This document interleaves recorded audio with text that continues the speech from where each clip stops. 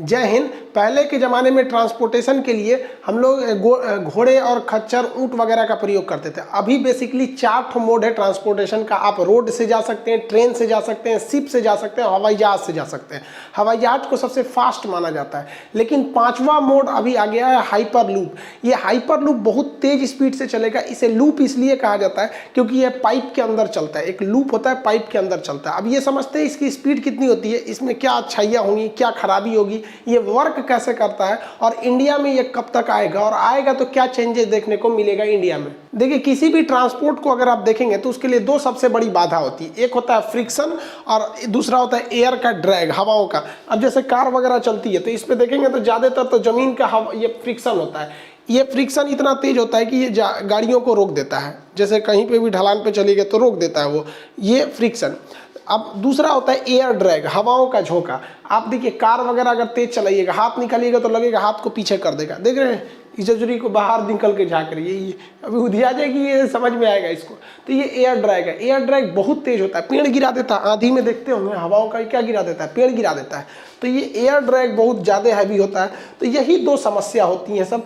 इसी के वजह से किसी भी चीज़ में फ्यूल ज़्यादा खर्च होता है या स्पीड ज़्यादा नहीं हो पाती है, और अगर स्पीड होती है तो बहुत जल्दी वो चीज़ रुक जाती है। तो इन दोनों चीज़ को हटाने के लिए लाया गया हाइपर लूप का कंसेप्ट।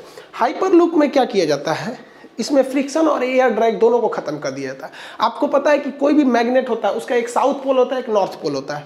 अगर एक और साउथ रखेंगे, दूसरे और नॉर्थ रखेंगे तो ये चिपक जाएगा, अदरवाइज में ये नहीं चिपकेगा। अगर दोनों नॉर्थ नॉर्थ है तो भी नहीं चिपकेगा, दोनों साउथ साउथ है तो भी नहीं चिपकेगा। एक ही शर्त है चिपकने का, एक नॉर्थ होना चाहिए, एक साउथ। तो इसी का कंसेप्ट में क्या किया जाता है, जो लूप बनाया जाता है, जो लूप मतलब जो ट्यूब बनाया जाता है, उसकी जो अंदर की दीवारें होती हैं, ये जिस पोल की बनी होती हैं, मान लीजिए इसको भी नॉर्थ पोल का बना दिए, और इसके अंदर जो पॉड चलता है, जो गाड़ी चलेगी, इसकी भी बाहर दीवारों को नॉर्थ बना दिए, या फिर दोनों को साउथ बना दीजिए या दोनों को नॉर्थ बना दीजिए। ऐसा कर देने से दोनों एक दूसरे को ढकेलने लगेंगे और वो चिपकेंगे नहीं, एक तरह से कहिए कि वो हवा में तैरेंगे। इससे फ़ायदा ये है कि इस पॉट में अगर मान लीजिए 20 आदमी भी हैं, 20 आदमी, तो आप अच्छा खासा इसका वेट हो जाएगा। आप 20 आदमी को ढकेल नहीं सकते, आप एक चौकी को नहीं ढकेल पाएंगे। एक खाली कार है जिसमें कोई नहीं, उसको भी नहीं ढकेल सकते। लेकिन इसमें क्या होगा कि ये नीचे की इसकी चारों ओर की जो दीवारें हैं, ये लूप जो है वो भी मैग्नेट का है और सेम पोल से ये भी मैग्नेट का है। तो आप इस लूप को, ये जो अंदर जो गाड़ी होती है, इसके अंदर पॉट जो बोलते हैं, उसको हल्का सा ढकेलेंगे तो आगे चली जाएगी। वहाँ पर सोचिए कितने 1000 kg के पॉट को आप अगर हाथ से ढकेलेंगे तो आगे चला जाएगा। लेकिन अगर इसी को हम जमीन पे रख देते, जमीन पे आप आटे की बोरी जो 50 किलो का, उसको हाथ से रखेंगे तो नहीं ढकेल पाएगा वह, क्योंकि वहाँ पे क्या लग रहा है, फ्रिक्शन लग रहा है। तो ये फ्रिक्शन को खत्म कर दिया। अब एयर ड्रैग को कैसे खत्म किया जाए, तो एयर ड्रैग को खत्म करने के लिए वैक्यूम पंप होते हैं। जैसे ये पाइप, जिस लूप में ये ट्रेन चलती है ना, ये देख रहे हैं, ये लूप है। इस लूप में जब ट्रेन चलती है तो साइड साइड में बहुत बड़े वैक्यूम पाइप्स लगे होते हैं। ये पाइप क्या करते हैं, एयर को सक कर लेते हैं। तो जो हवा आगे से काट रही थी उसे क्या कर लेते हैं, सक कर लेते हैं। तो ये वैक्यूम पंप जो होते हैं सब, ये हवा को खींच दिए सब, और मैग्नेट क्या किया, ऊपर उछाल दिया। तो ना इसके लिए फ्रिक्शन रह गया और ना ही इसके लिए अब किसी भी तरह का एयर ड्रैग रह गया। तो इस ट्यूब में अगर आप देखेंगे तो इसमें फ्रिक्शन भी नहीं है और ना ही इसमें एयर ड्रैग है। अब इसके अंदर जो चलते हैं वो पॉड चलते हैं। पॉड जो होता है, जो एक छोटा सा कैप्सूल टाइप का होता है, इसमें 20-25 आदमी बैठेंगे, जितनी इसकी कैपेसिटी होती है। ये ट्रेन की तरह नहीं होता है, एक एक बॉगी समझ जाइए उसकी तरह होता है। इसके अंदर बैठा जाता है। इस बॉडी के अंदर, इसके अंदर एयर होता है। जिस तरह हवाई जहाज के अंदर ऑक्सीजन होता है ना, हवा, तो इसके अंदर एयर वगैरह रहेगा। इसको अंदर डाल के बंद कर दिया जाएगा। बंद करेंगे तो हवा तो साथ में चली जाएगी। तो बंद करने के बाद इधर जो वैक्यूम पंप लगे हैं वहाँ से हवा को निकाल दिया जाएगा। तो बाहर हवा नहीं है, लेकिन इसके अंदर जो लोग बैठे हैं उनके लिए हवा है, अंदर पर्याप्त हवा रहती है इसके अंदर। इसको बंद करके दिया जाएगा, उसके बाद रेडी कर दिया जाएगा। अंदर का जो डेकोरेशन होता है वो इसी टाइप का देखने को मिलता है। अभी सबसे पहले इसे लॉन्च किया जाएगा। देखिए, लॉस वेगास में तो अभी स्टार्ट हुआ है, ह्यूमन ट्रायल कर लिया गया। वर्जिन हाइपरलूप के जो थे उन लोगों ने पहली बार, इन्हीं दोनों लोग ने इसका ह्यूमन ट्रायल किया है। ये इसका इंटीरियर लुक है। ये दुबई में जो लाया जाएगा ये उसका लुक है। तो पॉड के अंदर इस तरह से लोग बैठेंगे, वो ट्रेन की तरह नहीं होगा, एक बॉगी के जैसे होगा वहाँ पर। अब इसमें क्या है, इसका मैकेनिज्म क्या काम करता है समझिए ध्यान से। इसमें एक लीनियर मोटर होता है। लीनियर मोटर इसे आगे ढकेलता है। गोल घूमने वाले मोटर जो आप तो जानते हैं, लीनियर मोटर उसे कहते हैं जो किसी चीज़ को आगे ढकेलता है। तो इसमें एक लीनियर मोटर लगा रहेगा जो इस कंटिन्यूअस आगे क्या करेगा, ढकेलते रहेगा। फ्रिक्शन है नहीं, तेजी से भागेगा। लेकिन इसका जो वैक्यूम पंप है जो हवाओं को खींच लिया है, लेकिन कुछ ना कुछ हवाओं को वो छोड़ देता है। तो इसके लिए क्या किया जाएगा, इसके आगे एक फैन लगाया जाएगा। वो फैन क्या करेगा, आगे से हवाओं को खींच के पीछे की ओर फेंक देगा, जिससे क्या होगा, वो तेज और चलने लगेगा। आप कहेंगे कि सर फैन लगाने से तो बेवकूफ़ी है। हाँ, रियल में भी दिख रहा है। जब वैक्यूम पंप ने पूरी की पूरी एयर को सक कर लिया है, लगभग 95-96% एयर को सक कर लिया है, तो फिर इस फैन का काम क्या है भाई साहब, यही ब्रेक का काम करेगा उसमें। जब कभी भी रोकना है ना, तो इसीलिए 100% वैक्यूम नहीं छोड़ा जाता है, 90% ही हवा निकाली जाती है। 10% हवा रखना है कि उसी के बदौलत हमें ब्रेक लगाना है। तो आगे भी फैन रहते हैं और पीछे भी फैन रहते हैं। जब इसे चलना है तो ये ठीक डायरेक्शन में चलते हैं, रोकना है तो इसमें तो ब्रेक है नहीं, क्योंकि इसमें चक्के नहीं रहते हैं। चक्का रहेगा तो फिर तो ये तो घर्षण करने लगेगा, तो हवा में तैर रहा है। तो इसी फैन को जब उल्टा घुमाते हैं ना, तो वो रुकती है वहाँ पर, वो वहाँ पे रुक जाता है, अदरवाइज में रुकेगा ही नहीं। तो ये फैन लगाना बेवकूफ़ी नहीं है। वैसे बड़े बड़े साइंटिस्ट इंजीनियर बनाए हैं, सब बेवकूफ़ी कैसे करेंगे। तो इस हिसाब से ये चलेगा। और इसमें बिजली बहुत ही कम चाहिए, क्योंकि फ्रिक्शन है नहीं। फ्रिक्शन रहेगा तब ना कंटिन्यूअस मोटर चलाना है, एयर ड्रैग है नहीं, तो बिजली बहुत कम है। अभी आगे जाके जब ये बनाया जाएगा, जब ये बन के तैयार होगा, तो आप देखिएगा इसकी बिजली अलग से ज़रूरत नहीं पड़ेगी। इसी के ऊपर क्या करेंगे लोग, सोलर पैनल लगा देंगे, क्योंकि ये तो ब्रिज के ऊपर से जाता है, तो सोलर पैनल लगा देंगे। और उसी सोलर पैनल से दिन के समय डायरेक्ट चला देंगे, रात के समय इसकी बैटरी को, इससे बैटरी चार्ज करके लगा सकते हैं। तो ये काफ़ी फायदेमंद होगा जब ये पूरी तरह से रेडी हो जाएगा। तब इसे जहाँ तक ले जाना रहेगा, ये लूप जाएगा। ये लूप जो देख रहे हैं ना, पाइप की तरह, ये पाइप बहुत पतला नहीं रहता है, कमरे बराबर होता है पाइप। उसके अंदर वो ट्रक, एक बस के बराबर पॉट जाएगा, वहाँ पर वो उसी के अंदर जाएगा। जहाँ तक आपको ले जाना है, आपको ये लेकर ही जाना पड़ेगा। इसका कंसेप्ट 200 साल पहले पुराना है। जर्मनी, ब्रिटेन में इसे पहली बार लगाया गया था जब औद्योगिक क्रांति के समय था, लेकिन बाद में वो उतना अच्छा नहीं हो पाया। लेकिन इधर जो था, इलॉन मस्क जो है, ये टेस्ला कंपनी के मालिक है, स्पेस एक्स इनका जानते हैं, इन्होंने इसको प्रोग्राम को आगे बढ़ाया। इलॉन मस्क ने 2013 में ये कंसेप्ट दुनिया के सामने रखा और इन्होंने अच्छे से समझाया, क्योंकि 200 साल पहले जब ब्रिटेन के इंजीनियरों ने इसे बनाया था, तो उस समय वैक्यूम पंप वगैरह उतने अच्छे नहीं थे, लेकिन इन्होंने अच्छे से समझाया और इसके लिए कोई उन्होंने कॉपीराइट वगैरह नहीं कराया, इसलिए ओपन सोर्स है। आप भी चाहें तो अपने घर बना सकते हैं, कोई दिक्कत नहीं है। तो इनकी कंपनी बहुत ज़्यादा है, एक ग्रीन फील्ड में इनकी कंपनी बहुत ज़्यादा काम करती है, सोलर एनर्जी वगैरह में। टेस्ला मोटर्स, इनका अपना गाड़ियाँ वगैरह चलती हैं। और उस पर बात इनका स्पेस एक्स जो अंतरिक्ष में है, हर चीज़ है। इनके लिए एक अलग वीडियो बनाना पड़ेगा भाई साहब, ये बहुत महान व्यक्ति है, इनका क्या कहना है मत पूछिए।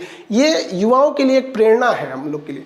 लेकिन वर्जिन हाइपरलूप जो है वो बहुत तेज़ी से काम कर रही है। सिद्धांत इन्होंने दिया, ये अभी बिजी है। वर्जिन एयरलाइंस चलती है यूरोप में, उन्हीं का है वर्जिन हाइपरलूप। इनके पास पैसे ज़्यादा हैं, तो ये सेम कंसेप्ट को ले आके बहुत ज़्यादा वर्क कर रहे हैं। 2014 से ये काम कर रहे हैं। अलग अलग कंट्रीज में इनके मतलब वर्किंग चालू है, ताकि इसे यूज में लाया जा सके, इस हाइपरलूप को। देखिए, इस हाइपरलूप के कुछ फ़ायदे भी होंगे तो कुछ घाटे भी होंगे। तो फ़ायदा हम लोग पहले समझ जाते हैं। फ़ायदा ये होगा कि इस पर मौसम का कोई असर नहीं पड़ेगा। बारिश हो रहा है, गर्मी हो रहा है, धूप है, कोई मतलब नहीं। बाहर क्या है कोई मतलब नहीं, ये तो पॉट के अंदर चल रहा है, अंदर से मौसम में क्या मतलब है। दूसरा फायदा है कि इससे जीव जंतु कम मरेंगे। ट्रेन से देखते हैं, कभी बकरी कट जाएगी, कभी गाय भैंस हाथी तक टकरा जाते हैं। अगर कोई वन्य जीव से निकलती है ट्रेन, तो इसमें जीवों की दुर्घटना नहीं होगी। पर्यावरण को कोई लॉस नहीं होने वाला इससे, ना कोई धुआं निकलेगा, ना कार्बन उत्सर्जन होगा, कोई दिक्कत नहीं होने वाला इससे। और लेस एनर्जी है, ऊपर से सोलर से चार्ज होकर नीचे चल जाएगा। तो पर्यावरण के लिए इको फ्रेंडली है। जो अभी हम लोग पर्यावरण की समस्या को लेकर जूझ रहे हैं, उसके लिए बहुत अच्छा है। मेंटेनेंस इसमें बहुत कम है, ना बराबर है, क्योंकि घिसावट है ही नहीं है, तो फिर घिसेगा किस चीज़ के। मेंटेनेंस की सबसे बड़ी समस्या घिसावट के लिए आता है। आपका टायर क्यों घसता है? घिसावट के लिए। इंजन में मोबिल क्यों डालते हैं? घिसावट कम करने के लिए। हर जगह तो समस्या ग्रीसिंग मोबिल, घिसावट के लिए। तो फ्रिक्शन है ही नहीं है, तो मेंटेनेंस कम है। जब मेंटेनेंस कम है, तो इसका किराया बहुत ही कम रहने वाला है। और स्पीड तो मत पूछिए भाई साहब, 1200 किलोमीटर प्रति घंटा। जो जहाजें चलती हैं हम लोग की कमर्शियल, वो 600 किलोमीटर प्रति घंटा चलती है। तो ये हवाई जहाज से भी तेज चलने वाला है। 5वां मोड ऑफ ट्रांसपोर्टेशन ये है। लेकिन हर सिक्के के दो पहलू होते हैं। किसी चीज़ की अच्छाइयाँ तो खराबी भी होती है। इसकी कुछ खराबी है, उसको समझिए। पहला कि जब आप इसे स्टार्ट कीजिएगा तो शुरुआत में हैवी पैसा देना पड़ेगा, क्योंकि इसे हम लोग ज़मीन पे नहीं ले जाते हैं, कि ज़मीन पे ले ही नहीं जा सकते, ज़मीन उबड़ खाबड़ होती है, तो उसके लिए हमें ब्रिज पे ले जाना पड़ता है। तो पहले ह्यूज इन्वेस्टमेंट करना पड़ेगा, करोड़ों की खर्च आएगा। ये अलग बात है कि एक बार जब ये लग गया तो उसके बाद पैसे बहुत कम लगेंगे। तो भाई साहब रेलवे में भी बिछाने में क्या कम पैसा लगता है? रेलवे में भी तो करोड़ों रुपए लगते हैं, ट्रैक बिछाओ, ये करो वो करो। तो इसमें एक चीज़ है इन्वेस्टमेंट। दूसरा है कि इसमें पेड़ बहुत ज़्यादा काटे जाएंगे, क्योंकि इसकी स्पीड इतनी तेज है कि इसे बहुत सीधा रखना मजबूरी है। अब सीधे में कोई जंगल आ गया, पेड़ आ गया, काट दो वहाँ पर, तो खैर ये कोई बहुत बड़ा इशू नहीं है। अगर आप वहाँ से पेड़ काट देते हैं तो इसके अगल बगल में लगा भी दीजिए, उसी लगले सही हो जाएगा यहाँ पर, तो पेड़ को लॉस होगा। दूसरा इसमें इसके अंदर प्रेशर बहुत कम रहेगा, हालांकि स्पॉट के अंदर प्रेशर रहेगा लेकिन ट्यूब में प्रेशर कम रहेगा। तो उससे क्या होगा कि जो इंसान ज़्यादा सफ़र करने के आदी नहीं है तो उनको हल्का कान में दर्द वगैरह वोमिटिंग महसूस होगा। ये तो जहाज में भी महसूस किया जाता है, तो सेम यहाँ भी होगा। नॉर्मली होता है, कोई बहुत ज़्यादा रिस्क नहीं होता है। इसमें समस्या ये है कि अगर ब्रेक काम नहीं किया या इमरजेंसी में रोकना हुआ तो ससुरा दिक्कत हो जाएगा। इतना तेज स्पीड है, 1200 किलोमीटर प्रति घंटा, इतना तेज स्पीड है, जिस वजह से ये क्या होगा, बहुत ज़्यादा समस्या आ जाएगी। अब खुद सोचिए, हिंदुस्तान को आर पार कर जाएगा 3 घंटे में, कश्मीर से कन्याकुमारी 3 घंटे में, 12×36 3 घंटे में आर पार कर जाएगा। सोचिए कितना ज़बरदस्त इसकी स्पीड रहेगी। तो ये एक समस्या इसमें बहुत ज़्यादा आएगी। मतलब इसमें कोई भी सफ़र आप मिनटों में कर सकते हैं। अगर आपको जाना है मुंबई से पुणे, तो जो 3 घंटे लगते थे ये उसको तय करेगा 22 मिनट में, खट से पहुंचा देगा। इसमें एक और समस्या क्या है कि इसमें केवल एक पॉड जा सकते हैं।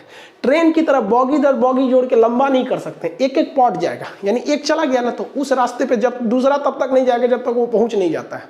तो एक गया तो फिर अगला, मान लीजिए 20 मिनट का रास्ता है तो अगला 20 मिनट उसके पीछे जाएगा। ये फिलहाल की है, लेकिन ऐसा नहीं है। जब भी कोई चीज़ का इनोवेशन होता है ना, आप खुद देखिए, जब पहली मोबाइल आई थी जो इतना बड़ा था, लोढ़ा बराबर, और आजकल का मोबाइल देखिए, तो ये शुरुआत में भले ये है कि एक पॉट है, लेकिन आगे जाकर इसमें नए नए खोज होंगे और ये एक लंबी ट्रेन का रूप ले सकता है आगे जाकर। जब मोबाइल बना था तो किसी को नहीं पता था कि एंड्रॉयड और आईफोन इतना तगड़ा मार्केट कब्जा करेंगे। सबसे बड़ी समस्या इसमें भूकंप को लिया जा रहा है। देखिए, जब कभी भी आपकी गाड़ी की स्पीड कम रहती है ना, तो हल्का झटका भी उसको कोई दिक्कत नहीं होता है, लेकिन स्पीड ज़्यादा होने की वजह से थोड़ा सा भी झटका लगाएंगे तो बहुत तेज मारेगा स्पीड की वजह से। तो इतना तेज ये भाग रहा है, उसमें हल्का झटका मार देंगे भूकंप से तो तोड़ के बाहर निकल जाएगा। तो इसमें सबसे ज़्यादा रिस्क दुर्घटना की है। किसी भी वजह से अगर दुर्घटना हुआ तो एरोप्लेन में और हाइपरलूप में स्पीड ज़्यादा होने की वजह से इसमें लोगों का बचना बहुत मुश्किल है। लेकिन इतना तो कह ही सकते हैं कि एरोप्लेन से ज़्यादा सुरक्षित है, क्योंकि अगर एरोप्लेन गिरा ना भाई साहब, बचने का चांस बहुत कम है, ना बराबर है वहाँ पर। हाँ, लैंडिंग के वक्त फिसल उसल गया तो बच सकते हैं, जैसे कोझिकोड में, ऊपर गया तो सीधे गए। इसमें क्या है कि अगर हम पॉड को मजबूत बना दें, अंदर सीट बेल्ट ज़्यादा कर दें, तो संभावना एरोप्लेन की तुलना में मरने की इसमें बहुत ही कम है। भारत में ये मुंबई से पुणे के बीच में चलने के लिए था। वर्जिन हाइपरलूप इसको बनाने की तैयारी में थी। उस वक्त महाराष्ट्र में देवेंद्र फडणवीस जी की सरकार थी, इन्होंने इसे अप्रूवल दिया था। लेकिन जब सरकार बदल गई, उद्धव ठाकरे साहब की जब सरकार आई, तो इसमें इस प्रोग्राम को रोक दिया गया और कहा गया कि ये बहुत खर्चीला है, इसे किसी अन्य देश में या किसी अन्य स्थान पर ट्रायल किया जाए, अगर सक्सेस हो जाएगा तो हम भी ले आ देंगे। बुलेट ट्रेन भी हमारे यहाँ ट्रायल तो हुई नहीं थी, ना ही मेट्रो हमारे यहाँ ट्रायल हुई थी, ये विदेशों में ट्रायल हुई तो सक्सेस हम लोग हो गए, तो यहाँ लगे। देखिए, हमारा अपना मानना है कि भारत को जो बुलेट ट्रेन है ना भाई साहब, देखिए बुलेट ट्रेन जो भारत में लाया जा रहा है, अच्छी बात है आप लाइए, क्योंकि देश में हमारा भी नाम होगा, विदेश में जाएंगे तो। लेकिन अगर आप गहराई से सोचिएगा ना, तो इसका बहुत ज़्यादा यूज नहीं है। रीजन क्या है कि बुलेट ट्रेन हमेशा बड़े शहरों को होकर गुजरेगी, छोटे मोटे गांव से तो जाएगी नहीं। फिर बुलेट रहेगी क्या, किस काम की, लंबे लंबे रूट पे जाएगी। तो जितने बड़े शहर हैं वहाँ ऑलरेडी हवाई जहाज़ की फैसिलिटी है वहाँ पर, तो आप जहाज़ से तो जा ही सकते हैं। दोनों का किराया सेम है, दोनों की टाइमिंग भी सेम है, जल्दी वही पहुँचाता है। जितने बड़े शहर में बुलेट ट्रेन ले जाएंगे वहाँ ऑलरेडी है। मेरे हिसाब से जो भारत की ट्रेन है इसी को टाइम से कर दीजिए भाई साहब। अगर ये टाइमली निकलने लगेगी तो कोई दिक्कत नहीं हो जाएगा। ट्रांसपोर्टेशन अच्छा होना चाहिए। सिंपल आपको ट्रेन की बदहाली का एग्जाम्पल देते हैं कि मुगल सराय जो स्टेशन, जिसका अभी दीनदयाल उपाध्याय नाम हो गया है, तो मुगल सराय स्टेशन से बनारस यानी वाराणसी के स्टेशन के बीच की दूरी में है 15 किलोमीटर है। ये 15 किलोमीटर 10 मिनट में ट्रेन तय कर सकती है, इससे कोई दिक्कत नहीं। लेकिन हर एक ट्रेन को वहाँ 1 घंटे लगते हैं। आप शेड्यूल टाइमिंग देखिएगा ना नेट पर, शेड्यूल टाइमिंग, कोई ट्रेन अगर बनारस में 1 बजे है तो मुगल सराय में वो 2 बजे मिलेगी, और वहाँ 1.5 से 2 घंटे लग जाते हैं। ये बदहाली है। तो हमारे यहाँ ट्रेन की स्पीड कम नहीं है, सोच रहा मैनेजमेंट खराब है। हर साल वित्त रेल मंत्री आएंगे, इस साल 5 ट्रेन चलाया जाएगा, 10 ट्रेन चलाया जाएगा, ससुरा ट्रैकवा वही है। कभी सुने हैं कि वित्त मंत्री ने कहा कि इस साल 2 ट्रैक की जगह 4 ट्रैक किया जाएगा? तब ना होगा, कंजम्पशन इतना ज़्यादा है। ये हाल हो जाता है कि अगर भारत में किसी विद्यार्थी का जो बिहार से चला है दिल्ली एग्जाम देने के लिए, अगर कोई ट्रेन कहती है कि हाँ उसे 8 बजे सुबह दिल्ली छोड़ेगी और उस लड़के का शाम 4 बजे एग्जाम है ना, तो वो लड़का उस ट्रेन को नहीं पकड़ता है, क्योंकि उसको पता है कि सुबह 8 बजे की ट्रेन की कोई गारंटी नहीं है कि वो शाम 4 बजे पहुंचे कि नहीं पहुंचे। तो भारत के लिए ये सबसे बड़ी समस्या है कि हमारी ट्रेनें इतनी लेट है। और रोडवेज का तो पूछिए मत, हमारे यहाँ जाम इतना लगता है ट्रांसपोर्टेशन पे। अमेरिका के राष्ट्रपति ने एक बार कहा था कि अमेरिका की सड़कें इसलिए अच्छी नहीं है क्योंकि अमेरिका डेवलप है, बल्कि रियलिटी ये है कि अमेरिका डेवलप ही हुआ इस कारण कि वहाँ की सड़कें अच्छी हैं। और ये हकीकत है, हमारे यहाँ सड़कें बहुत खराब है। अगर आपको 200 किलोमीटर जाना है ना इंडिया में, 200 किलोमीटर, तो आपके लिए कम से कम 6 घंटे चाहिए 200 किलोमीटर के लिए। लेकिन अगर वही जाना है आपको अमेरिका या यूरोप किसी डेवलप कंट्री में, तो 100 किलोमीटर मतलब 1 घंटा। हकीकत में 100 किलोमीटर मतलब 1 घंटा। तो भारत में रोडवेज और इनको ज़्यादा ध्यान देना बेहतर है। आप उत्तर प्रदेश सरकार का एग्जाम्पल ले लीजिए, एक्सप्रेस वे भर दिए उन्होंने, चाहे वो यमुना एक्सप्रेस हो, पिछली सरकार को भी देखिए, यमुना एक्सप्रेस हो या ग्रीनफील्ड हो, और वर्तमान में भी देख लीजिए Purvanchal expressway, ring expressway, Ganga expressway, इतना भर दिया गया एक्सप्रेसवे को कि अभी ये उत्तर प्रदेश से बाकी राज्यों को सीखना चाहिए कि ट्रांसपोर्टेशन को बेहतरीन कीजिए, आप अच्छे से डेवलप हो जाएंगे, वरना कोई नहीं जा पाता है। हम लोग को पटना जो है, पटना से हाजीपुर महज 15 किलोमीटर की दूरी है। 15 किलोमीटर की दूरी को 1 घंटा से पहले कोई तय ही नहीं कर सकता। हमारे सामने पटना और हाजीपुर के बीच में जब जाम लगा था तो एक एम्बुलेंस में एक आदमी मर गया क्योंकि उसके पास ऑक्सीजन केवल 1 घंटे का था, और मेरे सामने वो गाड़ी में फंसा हुआ था लगभग 3 घंटे से। एम्बुलेंस तक निकलने की जगह नहीं होती। तो ये सबसे बड़ी समस्या है, इसको राज्य सरकार और केंद्र सरकार सबको ध्यान देना चाहिए। और भारत में जाम की जो समस्या है वो लोगों की बेवकूफ़ी से फंसता है। मोटरसाइकिल वाला लेकर घुस जाता है, यहाँ से सिरा के लिए चल जाए, यहाँ पे अपने को हाइपर लूप समझ ले है सब। खैर आई होप आप इस हाइपर लूप को समझ गए होंगे। बाकी समस्याएं धीरे धीरे सॉल्व होती रहती हैं, समस्याएं कभी खत्म नहीं होंगी। तो आप हाइपर लूप का कंसेप्ट समझ गए होंगे। दीपावली को आप बहुत अच्छे से मनाए होंगे। 3 दिन तक हमने भी खूब दीपावली मनाया, लोग छोटे छोटे बच्चों के साथ खूब दीपावली मनाए। 3 दिन कंप्लीट स्ट्रेस लिए। लड़कों के साथ हम लोग गेम वेम खेल रहे थे, फ्री फायर हम बहुत ज़बरदस्त खेले, 8 की लिंक किए। आपको डिस्क्रिप्शन में लिंक देते हैं, देखिएगा, आप कंफ्यूज हो जाएंगे कि हम इतना खतरनाक कैसे खेल सकते हैं। खैर मिलेंगे अगले क्लास में। जय हिंद।